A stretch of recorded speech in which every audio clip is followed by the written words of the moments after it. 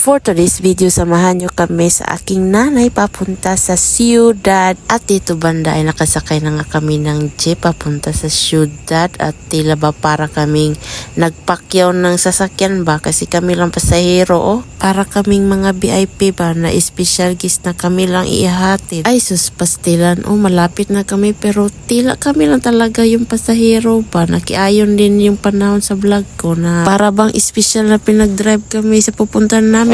Malapit na kami sa syudad. Tingnan nyo, malapit na kami bumaba pero wala talagang ibang sumasakay na pasahero. Kami lang talaga. Parang pinag-special talaga kaming ihatid hanggang sa bumaba na nga kami. At dito ay dumaan muna kami sa simbahan para magpasalamat ba sa lahat ng biyaya. Ganon. At tingnan nyo, nagposing pa dito ang aking nanay na bagets. Ayan, maipapusing pa siya.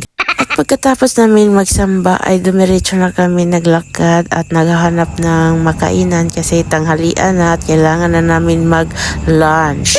Habang naglalakad ay naisip-isip kami kung saan pwede kumain. Sa lahat ng pinag-isipan namin ay wala talaga kaming maisip kundi mag-heal pa rin kami ng aming inner child. Kasi dito bida ang saya kahit kami lang dalawa. Siya, till my next video. Thank you for watching.